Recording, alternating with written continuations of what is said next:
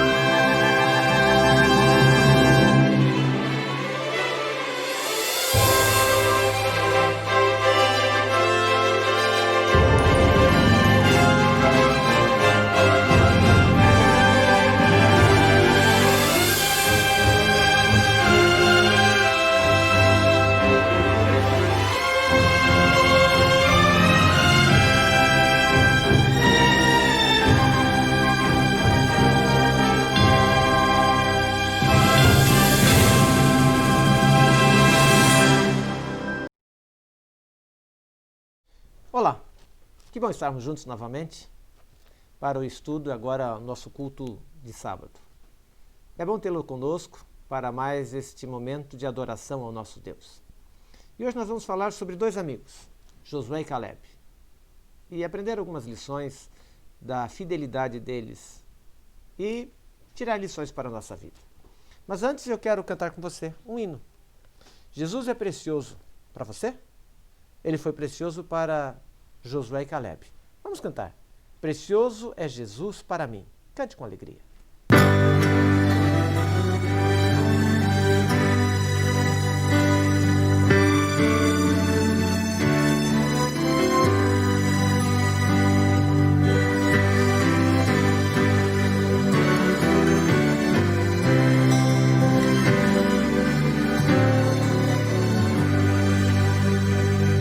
Precioso é Jesus, o meu Rei Salvador.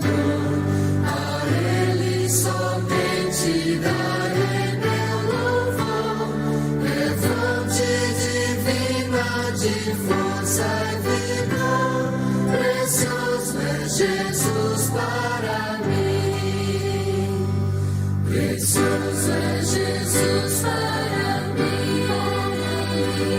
Precioso é Jesus para mim, é meu Redentor, meu fiel protetor. Precioso é Jesus para mim. Jesus bate a porta do meu coração e espera paciente, quer dar meu perdão. Que seu sacrifício não seja em vão. Precioso é Jesus para mim. Precioso é Jesus para mim. Precioso é Jesus para mim. É meu Redentor, meu fiel protetor. Precioso é Jesus para mim.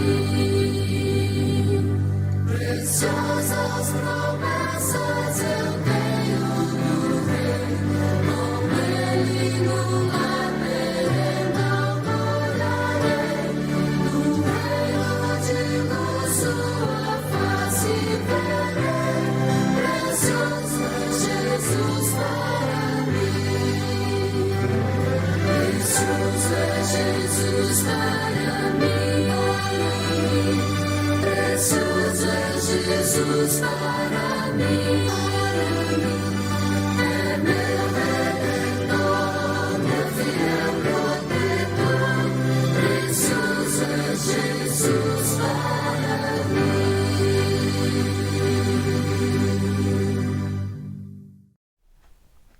Vamos orar? Pai querido, expressamos a Ti nossa gratidão por mais uma vez podermos estar juntos para adorar-Te em espírito e em verdade. Esta mensagem possa edificar a nossa vida espiritual, também o nosso caráter, e possa preparar-nos cada vez mais, cada vez melhor, para vivermos ao Teu lado, para a Tua honra e glória. Que Tu venha nos conduzir, nos proteger e abençoar ao Teu lado, abrindo nossa mente para entender as Tuas palavras, e também, Pai, que o Teu Espírito Santo fale através dos nossos lábios. Pai querido, manifesta-te em nosso meio, pelo Teu Espírito Santo, é a súplica que Te fazemos em nome de Jesus. Amém. Muito bem, infelizmente hoje também não pudemos ter a história infantil. Minha esposa não está muito bem para contar a historinha. O Seno está aqui do meu lado, querendo dizer um tchauzinho para você. Talvez alguns não saibam, mas nós passamos essa semana pela perda da mãe da Surley, da minha esposa, e estamos bastante tristes por isso, e nós agradecemos a todos aqueles que oraram, que enviaram mensagens de conforto. Realmente foi muito bom saber que há muitos amigos orando pela gente.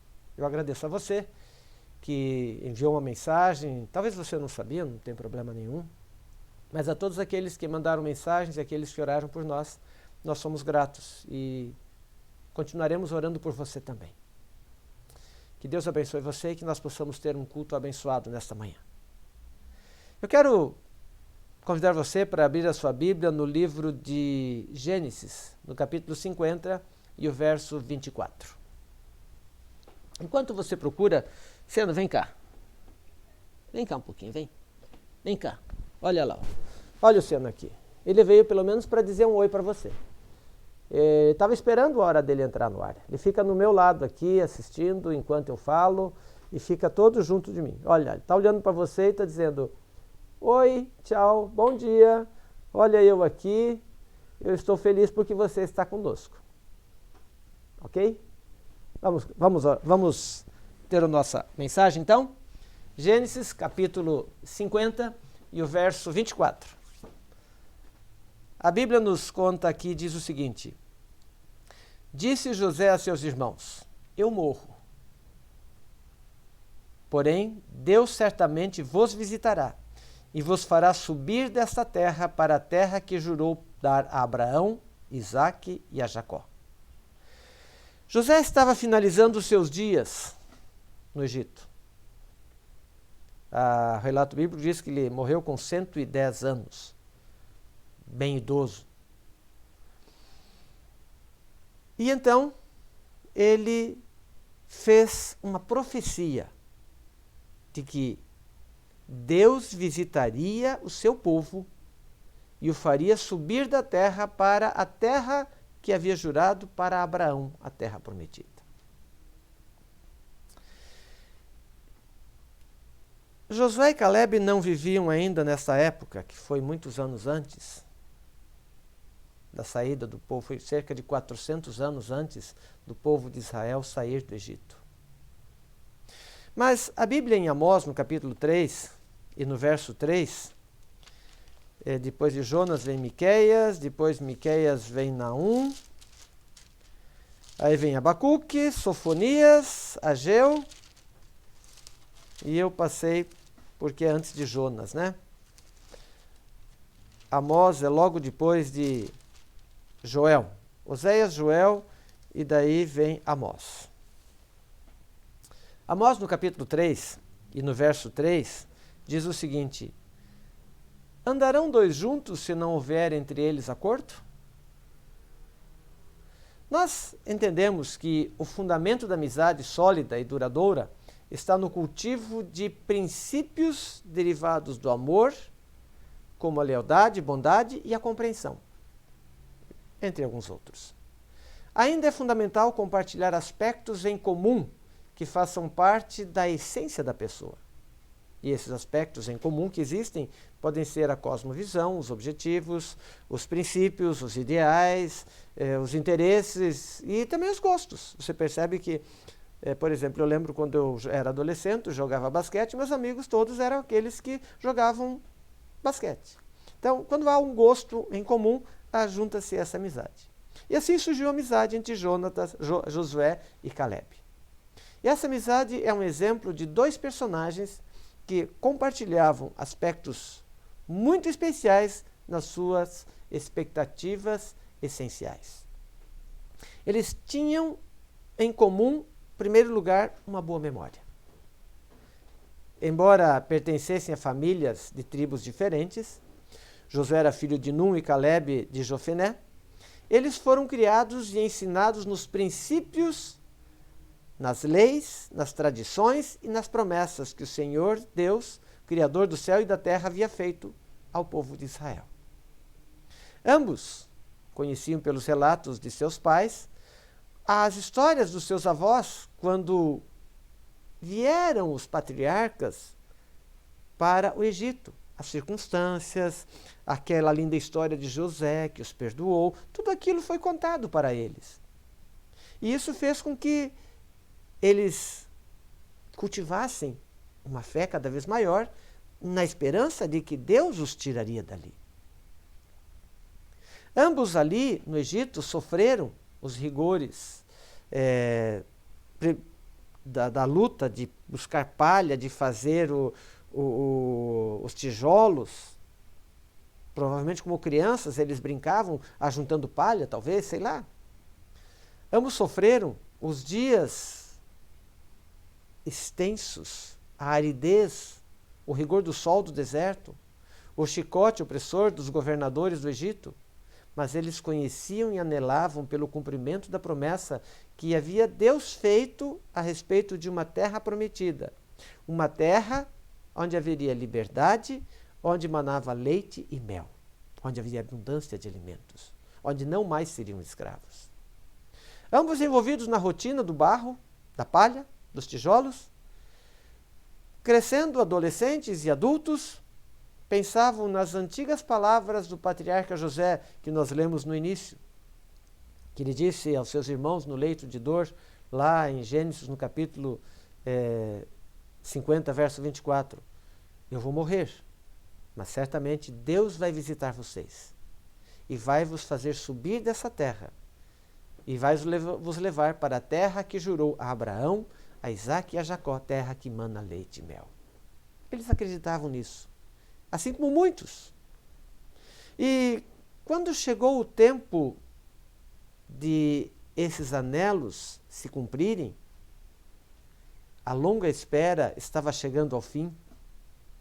E então Deus visitou o seu povo através de Moisés e os tirou com mão poderosa do Egito, diz a Bíblia.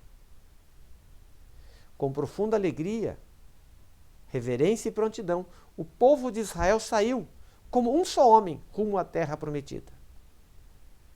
Alguns estudiosos, pelos relatos bíblicos e pela contagem de pessoas que a Bíblia traz, creem que havia cerca de 2 milhões de pessoas saindo numa caravana pelo deserto. Os dias foram passando. Enquanto muitos se concentravam no leite e mel de Canaã, muitos se concentravam na abundância que teriam lá, e assim acabaram tornando-se impacientes devido à dureza do caminho, à dificuldade, caminhar no deserto, o sol.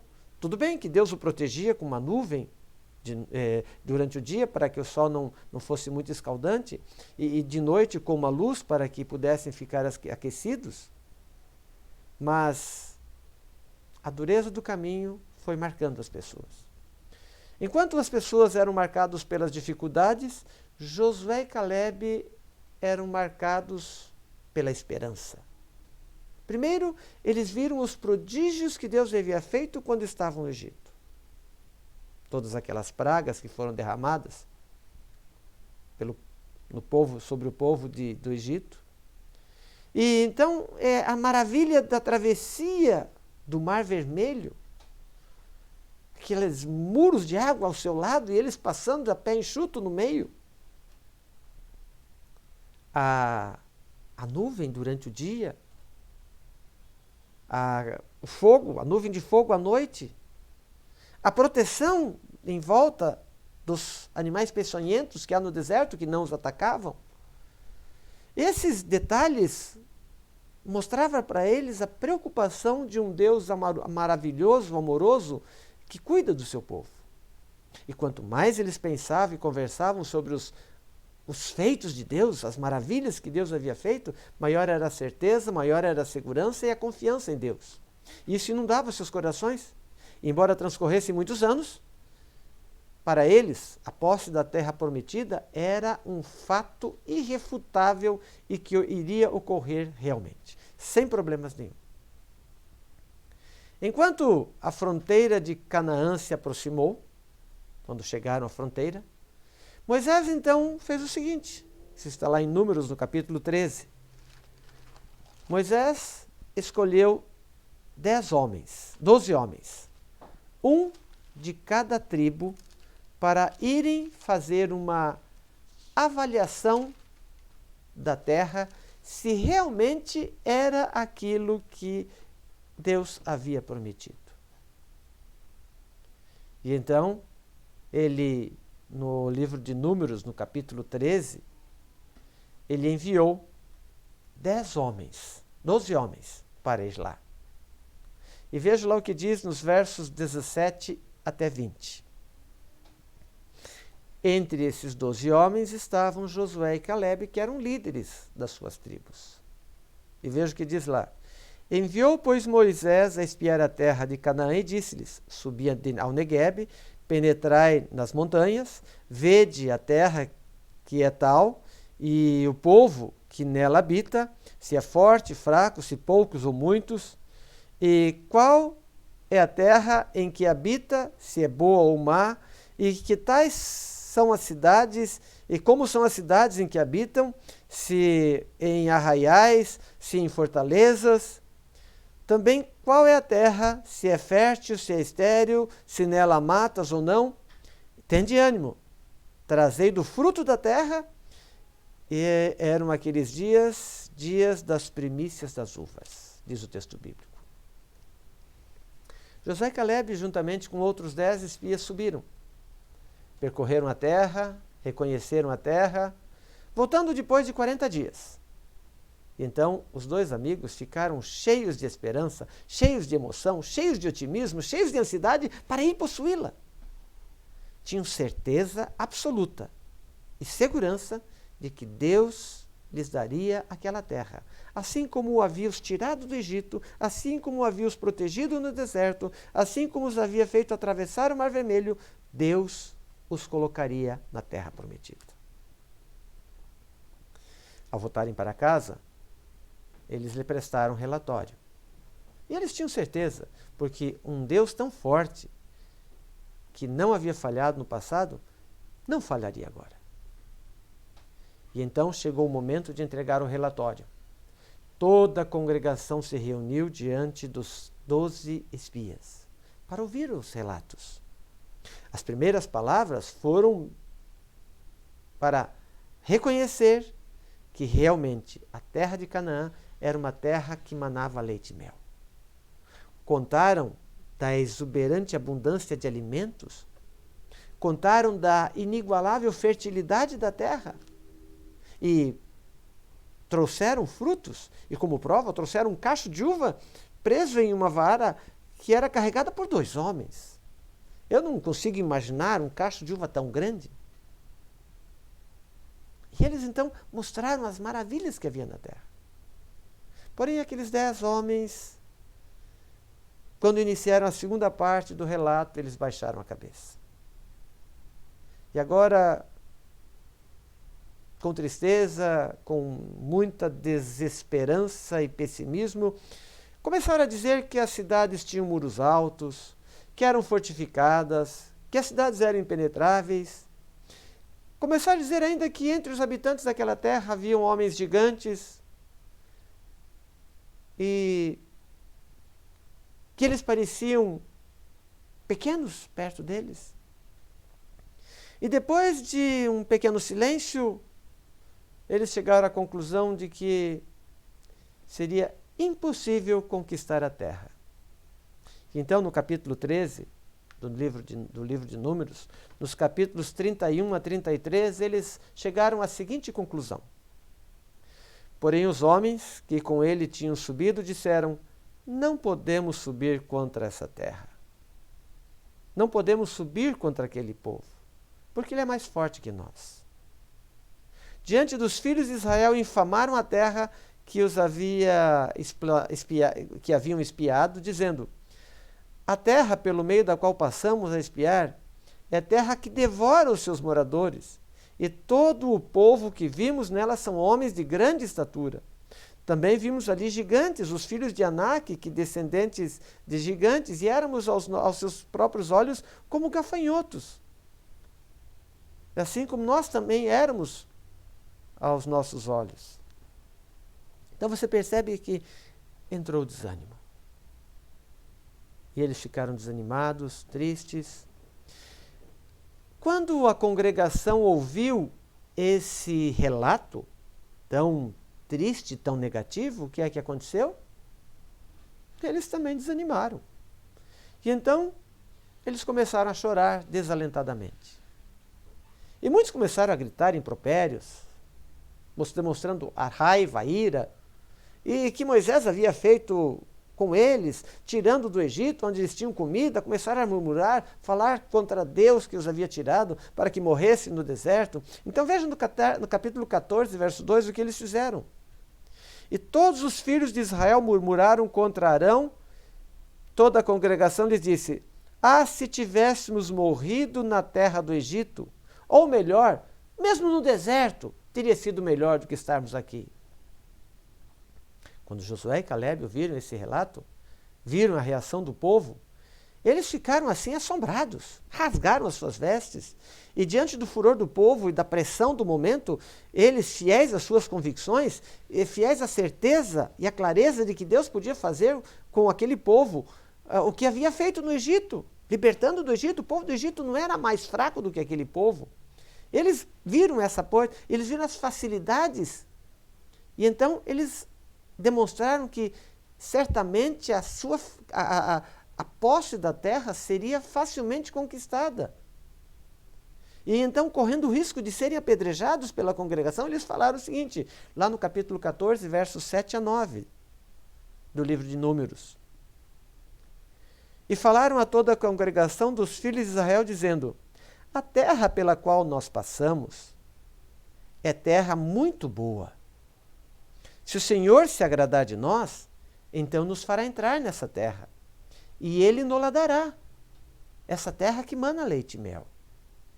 E no verso 9 ele diz: tão somente não sejam rebeldes contra o Senhor, não temam o povo dessa terra, porquanto como pão os poderemos devorar. Pois retirou-se deles o seu amparo, e o Senhor é conosco. Não tenham medo, Deus fará. Mas apesar de todo esse discurso inflamado de Josué e Calebe, a congregação quis apedrejar os dois. O discurso dos dois amigos foi igual, foi idêntico. Isso não devido à lealdade que eles tinham entre si, mas porque eles aprenderam a conhecer Deus como um amigo pessoal. Um Deus que não falhava no cumprimento de suas promessas. E para esses amigos, a posse da terra era simplesmente algo literal que aconteceria no momento certo. E Deus, uma vez mais, entregaria aqueles seus inimigos em suas mãos, assim como havia feito com os egípcios quando saíram de lá. Dois amigos com o mesmo espírito, com uma mesma disposição, eles têm um mesmo destino. Quando Deus viu a incredulidade do povo, a rebeldia do povo, o que é que ele fez? A sua ira se acendeu, e como seria possível que depois de tanta demonstração de amor, tanta demonstração de poder, tanta demonstração de direção, tanto cuidado que Israel recebeu, eles se esqueceram tão rapidamente do poder de Deus, não crendo que assim como havia os tirado do Egito, eles também poderiam introduzi-los na terra prometida. Como pode uma coisa dessas? Então, Deus sentenciou o povo de Israel e disse o seguinte, capítulo 14, versos 22 a 24 do livro de Números. Nenhum dos homens que, tendo visto a minha glória e os prodígios que fiz no Egito e no deserto, todavia me puseram à prova, já 10 vezes não obedeceram a minha voz. Nenhum deles verá a terra, que com juramento prometi a seus pais. Assim, nenhum daqueles que me desprezaram verá a terra prometida. E no verso 24 finaliza dizendo: porém, meu servo Calebe, visto que nele houve outro espírito, e perseverou em seguir-me, eu o farei entrar na terra que espiou, e a sua descendência a possuirá. E assim, Calebe e Josué receberam a promessa de entrar na terra prometida. Sem dúvida, a incredulidade faz com que nós percamos a esperança. Faz com que nós percamos a visão dos presentes que Deus nos dá. Assim como o povo de Israel perdeu de vista as bênçãos que Deus havia derramado sobre eles. E o povo de Israel foi condenado a morrer no deserto. E você sabe o resultado? 40 anos vagaram no deserto de um lugar para outro, sendo que poderiam já estar na terra prometida. Mas 40 anos no deserto, sem desfrutar as bênçãos que Deus tinha para lhes dar. Embora o texto fale apenas aqui de Calebe, é claro que ele está se referindo também a Josué, aos dois amigos, pois ambos demonstraram possuir o mesmo espírito, ambos conheceram pessoalmente a Deus, ambos compartilharam do assombro diante das maravilhosas e poderosas coisas que Deus fez por eles. Os dois amigos tinham a visão clara das promessas divinas e por isso eles tiveram o direito de entrar na terra prometida. Não apenas lhes dando as bênçãos, mas também a posse de uma grande herança, uma vida saudável, vigor, forças para conseguir conquistando novos desafios e longos anos de prosperidade e vida juntos. Se isso fosse pouco, Josué e Calebe também estão registrados como dois grandes homens de honra de Israel. Essa amizade foi longa e durou por muitos anos na Terra Prometida. Eles viveram lá, construíram famílias, conquistaram locais e se estabeleceram. Josué foi quem conduziu o povo de Israel e Calebe também esteve junto com ele. Queridos, Deus nos pede para buscarmos amizades significativas, cuja base são apenas amor e aceitação. Mas não só isso, mas também uma experiência comum quanto aos princípios de fé, princípios de esperança e os princípios de vida. O princípio do fracasso é esquecer todas as maravilhas que Deus fez por nós no passado e que segue fazendo no presente para a nossa vida. Queridos, não perca a capacidade de assombrar-se diante dos grandes feitos e das pequenas coisas que Deus faz em seu favor. Fale delas, testemunhe do que Deus tem feito. Vamos reafirmar a nossa fé em Deus, lembrando das coisas boas que Deus fez. Deus nos chama para termos uma visão clara do seu caráter, dos seus propósitos, para que a nossa vida seja uma vida plena e para que depois possamos sair com fé para também conquistar outras pessoas para Jesus. A lealdade às nossas crenças, as convicções, são parte fundamental de um Deus fiel. Portanto, não devemos nos deixar ser absorvidos pela maioria que signifique ser impopular no meio do grupo. Que ainda signifique ser desprezado pelas pessoas. Que ainda signifique que as pessoas têm algum tipo de preconceito. E até mesmo que a sua integridade física seja ferida. Lealdade às suas crenças, aquilo que você acredita, aquilo que você faz. Lembre-se, Deus é justo e premia abundantemente os que são fiéis ao seu chamado. E Deus espera que hoje,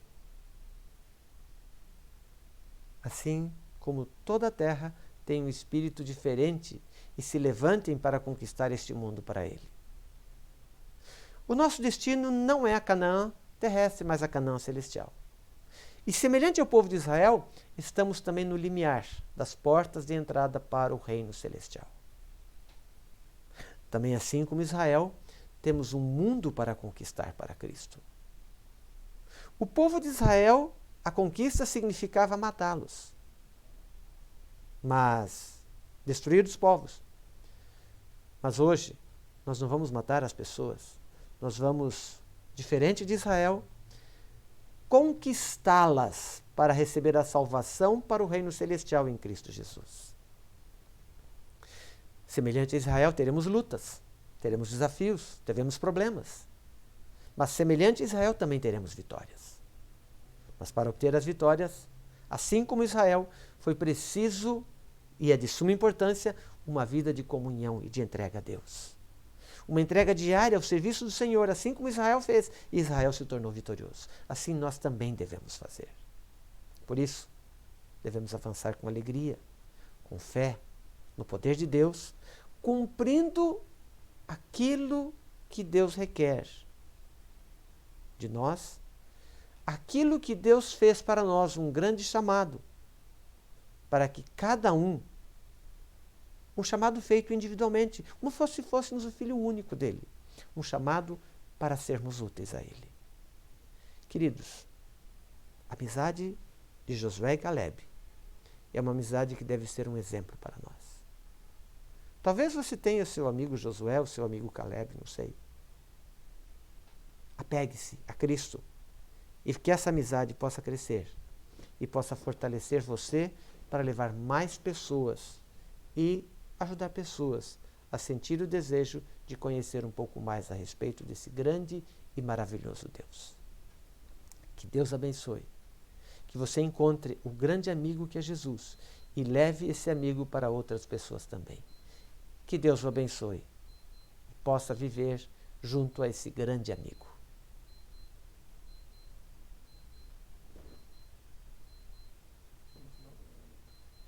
Vamos cantar o hino número 88. Achei um grande amigo.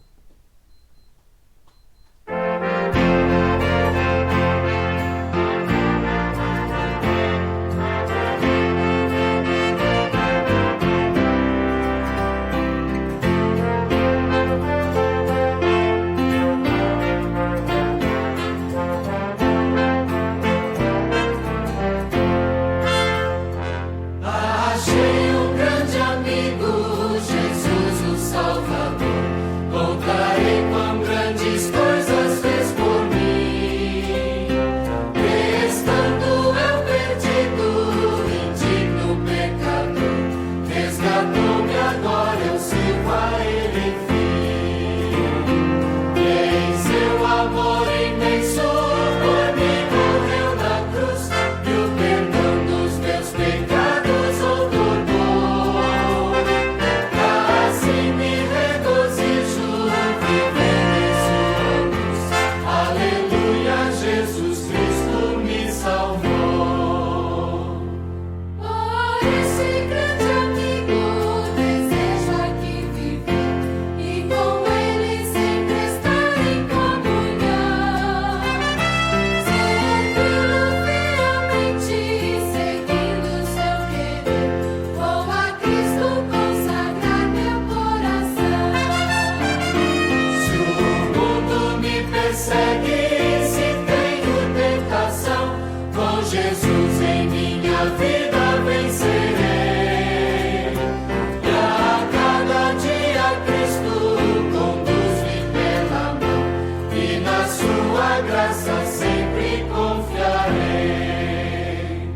já vem chegando o dia, a Bíblia assim o diz, em que Cristo a este mundo voltará. Momento muito alegre, que dia tão feliz, sim, que dia esplendoroso então será. E assim com Ele sempre no céu habitarei, já liberto do pecado e da dor, e lá constantemente seu rosto então verei, estarei para sempre junto ao Salvador. Vamos orar? Querido Pai, agradecemos-te esta mensagem que pudemos trazer para esta igreja. Que cada pessoa possa sentir-se um amigo teu e possa cultivar amigos, assim como Josué e Caleb foram amigos, e levá-los também aos pés de Cristo Jesus. Abençoa-nos, concede-nos um sábado feliz e venturoso em Tua presença, e que possamos continuar sendo fiéis, leais a Ti e confiantes de que a vitória encontraremos em Cristo Jesus. Que esse sábado seja um dia abençoado para cada um de nós, e que a Tua bênção recaia sobre cada lar dos que estão assistindo esta mensagem. É a nossa súplica em nome de Jesus. Amém.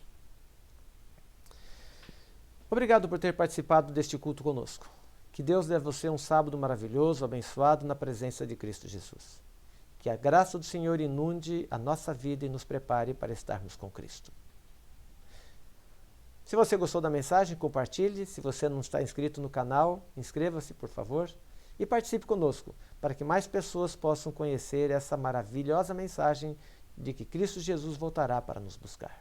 Um bom sábado e que Deus o abençoe em Cristo Jesus.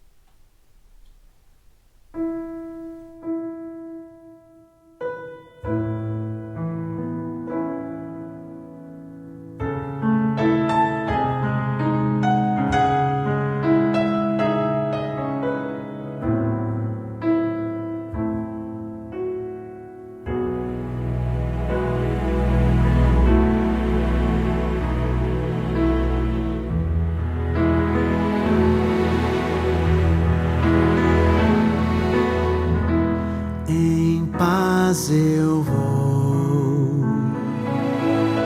ouvir a voz de Deus, em paz eu vou, estou feliz,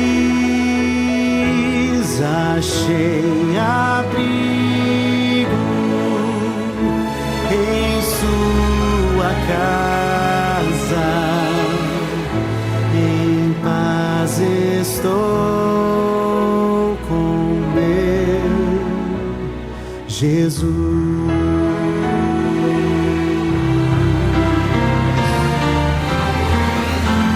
Em paz eu vou ouvir a voz de Deus. Em paz eu vou. Estou feliz, achei abrigo em sua casa, em paz estou.